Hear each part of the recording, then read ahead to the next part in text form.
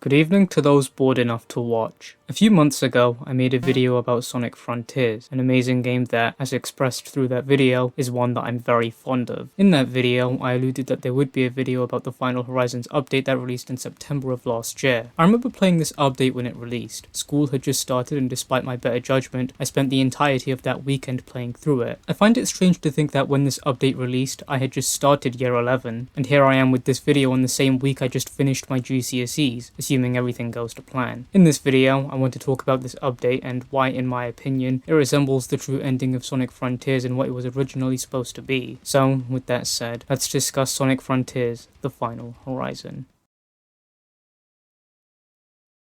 The update opens with Sonic running before he's stopped by Eggman and Sage. Sage proposes that there is one more possibility to stopping the end that they've yet to try, restoring Sonic's friends to their corporeal form so that they can hunt down the Chaos Emerald while Sonic focuses on taking the steps to turn his cyber corruption into newfound power. Sage then restores Amy, Tails, and Knuckles, all of whom accept Sonic's request to find the Chaos Emeralds. In this update, we'll be able to play as Amy, Tails, Knuckles, and of course, Sonic. I really like these additions, as it just makes them feel like they're more of a part of the story and contributing to its events. It also gives this finale more of a climactic feeling as everyone makes their respective efforts to try and stop the end, which is somewhat reminiscent of the Sonic Adventure games, particularly that of Sonic Adventure 2 where the last stage saw everyone be playable in order to emphasize the severity of the threat at hand. Each character has moves that are specific to them. For example, Amy, who we start the update as, can triple jump and glide whenever a situation calls for it. She also has other moves that can be unlocked through upgrades, much like the other characters, but that is something I'll discuss in due course. With that though, after searching the Emerald Vault and finding that the emeralds are absent,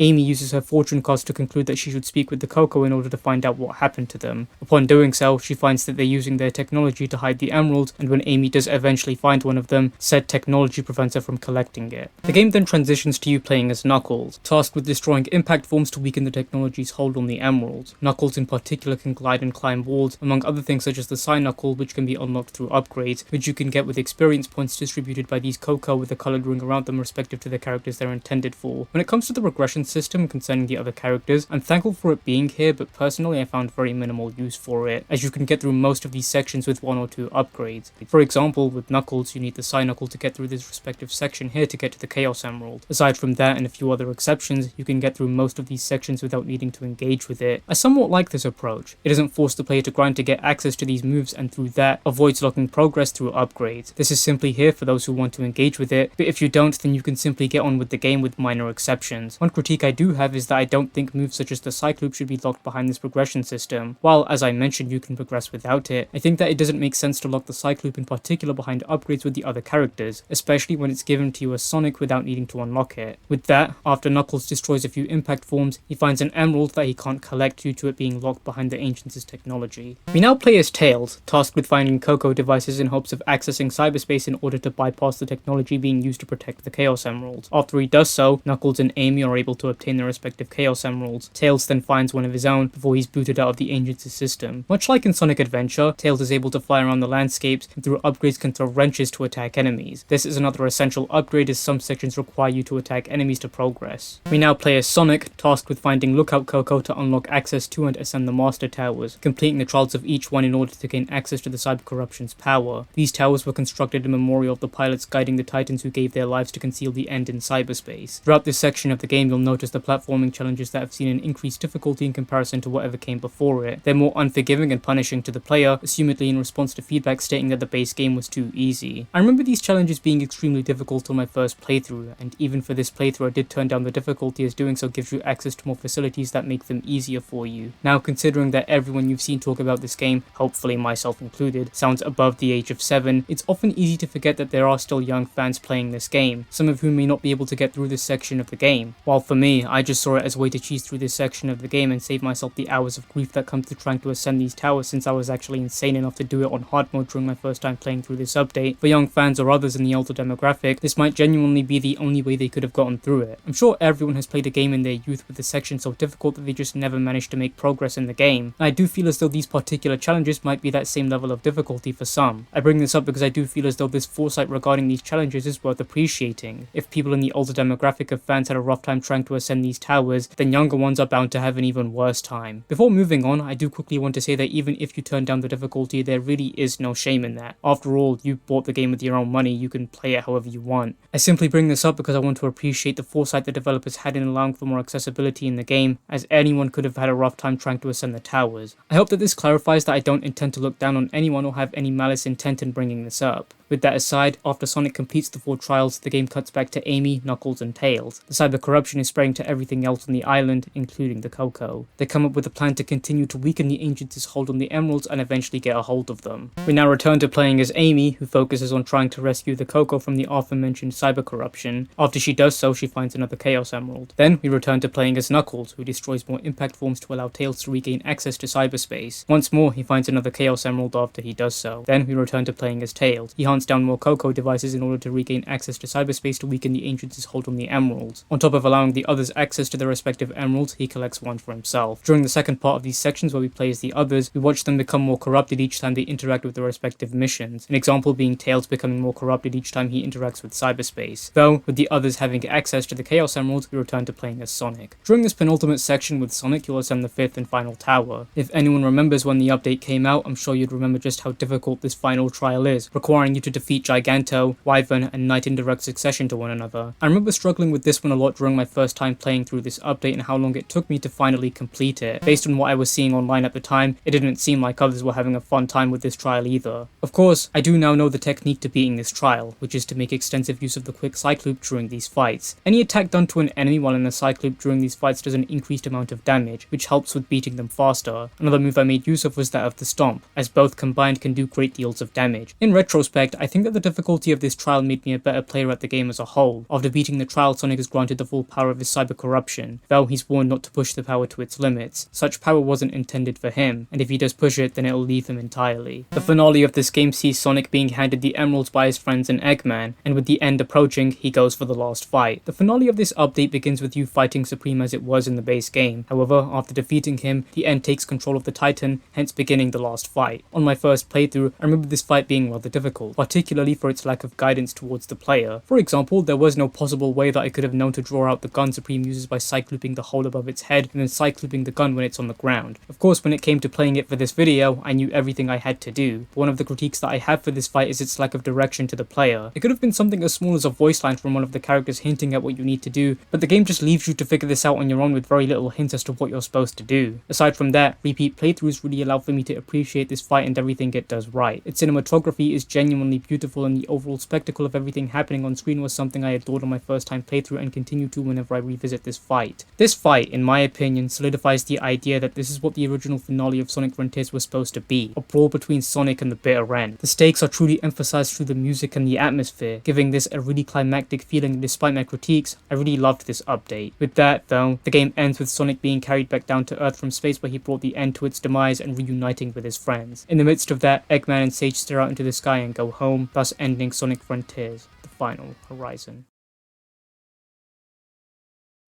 When I first played this update, I genuinely loved it despite my criticisms. Everything from the climactic spectacle to being able to explore these landscapes as the other characters was a beautiful experience. Much like how one of the themes of this game is that of legacy and the inevitability of the end, this update honors and elevates the legacy of Sonic Frontiers. And for that reason, I believe that this is the true end of Sonic Frontiers. And I would absolutely recommend it to anyone who is interested in both Sonic Frontiers and this update. So, there's the video. I hope you all enjoyed it. I've been wanting to make this video for a while, so I hope the wait was worth it. If you want to view the list of games I want to make videos about in the future, then you can always do so through the link in the description. Additionally, if you want to follow me, then my socials will be linked in the description, as well as any afterthoughts or messages I may want to add. With that, I haven't really got much else I want to say. I'll see you all in my next video. I hope you all enjoyed the video, and I wish you all a very pleasant evening.